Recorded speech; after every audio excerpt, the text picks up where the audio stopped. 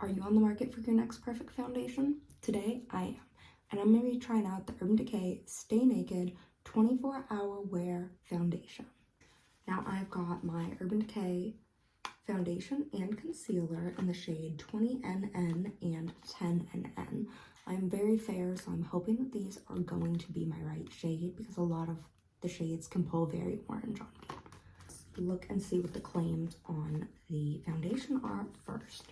So it says flexible, breathable, real skin matte finish, medium buildable, coverage, does not transfer, minimizes the appearance of pores, stay true color, waterproof, vegan formula, does not contain animal-derived ingredients or byproducts. Urban Decay, that is a lot of claim on a foundation. Let's see if they're right. We're going to be trying out the Stay Naked foundation first, and then we're going to go in with the Stay Naked Correcting Concealer. Now, the claims on the concealer, that is in French. That's in English. Buildable full coverage, I'll be the judge of that. Flexible, breathable, does not transfer, real skin matte finish, corrects the look of imperfections, exactly what we're looking for. Waterproof, vegan formula, does not contain animal-derived ingredients or byproducts. I do know that Urban Decay tends to have some pretty good cosmetics for the skin. I'm not too sure how they are going to wear on me. Now, if you read my blog post a while back on primers, you're going to already know that if it is a water or aqua-based foundation, you're going to want to go with a more water-based primer. Those are going to feel stickier on the skin and give you that tackiness, like one of the ones I'm going to be using today. Or if it is a dimethicone or silicone-based foundation, you're going to be going towards one of those that gives the kind of velvety feel to the skin. These are my two favorites. I actually use them together, and I'm going to go ahead and prep my skin. First, I go in with a little bit of a Smashbox primer. I just do that right in my T-zone where I know my pores are the worst. And then I kind of just drag it down anywhere else with excess product, so that it's more concentrated around the center of my face and then kind of feathers outward. Next, I go in with the world famous e.l.f. Power Grip Primer, and I swear I wasn't wanting to like this one. I didn't want to. I'm not much of a sticky primer girl, and man, have they won me over on this one. It really, really helps if you've got, like me, a lot of different products that you're like, maybe I don't want to use a silicone-based primer today, like my lovely Smashbox Photo Finish. Maybe I'm wearing something more like a skin tint or slip, that I just want something a little bit that's gonna help my oily skin really stick to that product that's a little thinner. That's where my e.l.f. Power Grip comes in, and I just layer it on top of my Photo Finish. Now that we're all prepped and primed, let's get into the actual product. I love Urban Decay's marketing. Being an MBA student with a degree in marketing, I absolutely adore them. The inside of the package says, "Good things happen when you're naked." I can't. They also do something really cool, and they use the inside of their package to add additional information. So there's a whole load of different languages in there. I like to keep a component just in case the actual foundation doesn't work for me. You can always go ahead and return these to Ulta and Sephora. They are awesome about their return policy. Make sure you just have this and the component undamaged. If it came damaged, they totally understand. Go ahead, take it back and let them know it just didn't work for you. Now we've got our component out. It's very lightweight. It's just plastic with a little plastic metal looking top. It's all plastic, so it's going to travel very easily. It won't break super easy. I prefer a frosted glass or a glass component. I know that usually hikes the price up on these products, so I don't mind it. I actually do like the feel of it. It has some ridges in here. And that's going to be, I guess, just for marketing purposes. So I always go ahead and give it a good vicious shake. And then the bottle.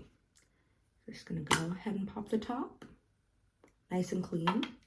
Sometimes you'll get them and they'll be a little, ugh. And we're going to go ahead and pump a few. There we go. Out onto, that's 3 pumps, probably good. Ooh, that looks dark. Go ahead and see. I have got my foundation, 3 pumps, and I've got my beauty blender, lightly dampened. And now we're just gonna go in and see how that does. Okay, right off the bat, kind of smells like paint. I don't know, paint and sunscreen if they were to mix.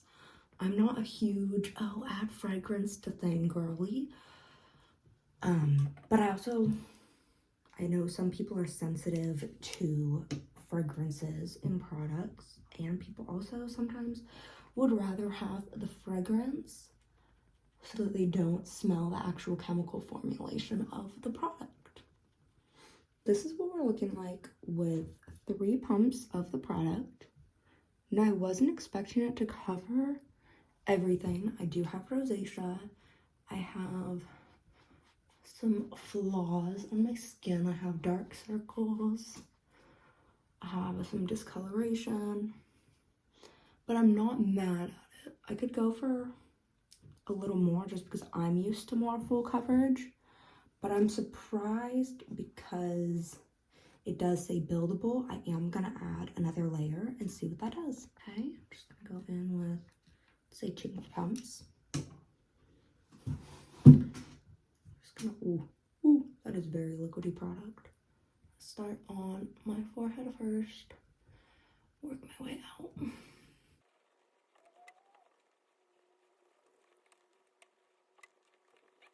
Now, a lot of products do claim to be buildable, but end up feeling heavy.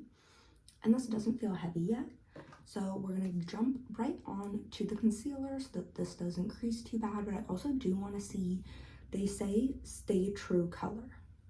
What that's gonna mean is that as the chemicals that are in the product interact with the oxygen around you and the chemicals on your skin from whatever skincare primer you used, and also your natural oils in your skin, it's going to change the color a little bit. This is something we usually attribute to oxidation. But there's so many other things that go on it than just oxidizing. That usually changes the color for us fair girls to orange, which is not super fun. That's why I didn't go all the way down my neck, because I do want to see the difference between my very pale chest and my neck. Okay, so now we're going to go in with the Stay Naked Urban Decay concealer. This is in the shade 10NN.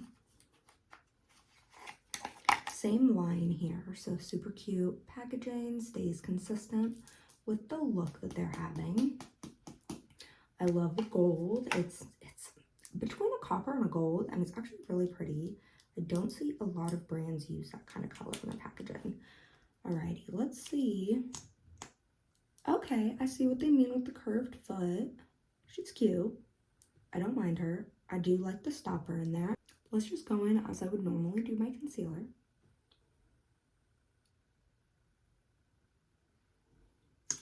Now, I am definitely not one of the girlies that have gone through the hype of TikTok. They're like, oh my god, less is more. No. I love me a good full concealer moment all over the face.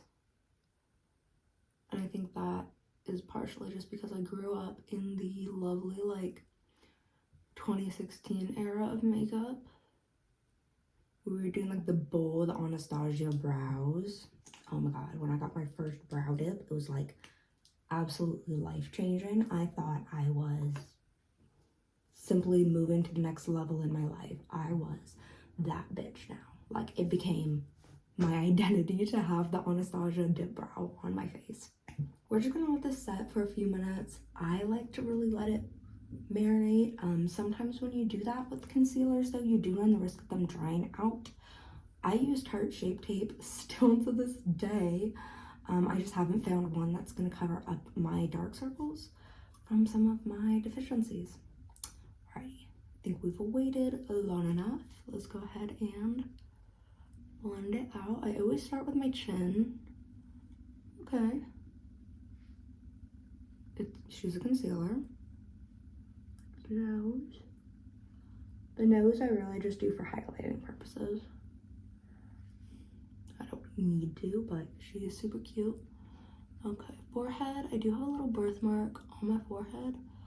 That's kind of what I see if concealers are going to cover up or not. And I always do my under eyes last so that those can sit a little bit longer.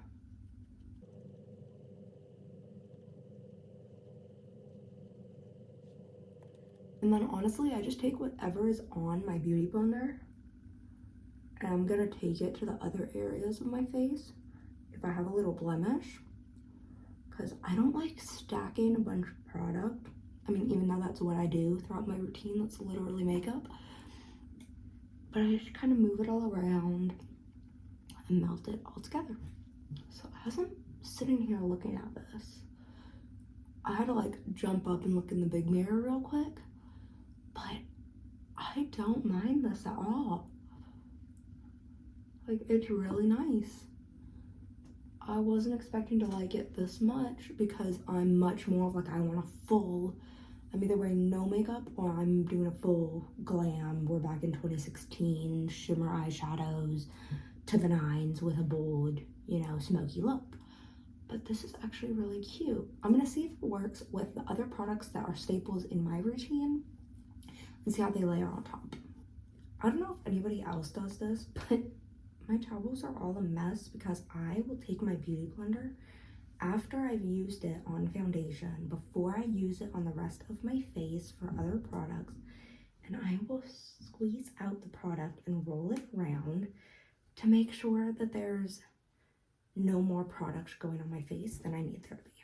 Okay, so now we're gonna go ahead and see if my bronzer I use each and every day that I love is going to lay well on top. I know this literally looks like insanity when you're doing it,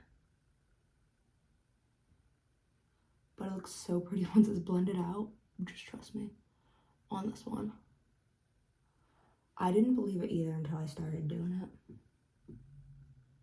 I was like, there's no way all that blends out nice and pretty, like 0% chance. And it actually does. I'm thoroughly surprised. I know a lot of people that prefer to blend out with a brush, but I am a beauty blender kind of gal till I die. We're just gonna go in and see how this blends on top in comparison to my usual foundation.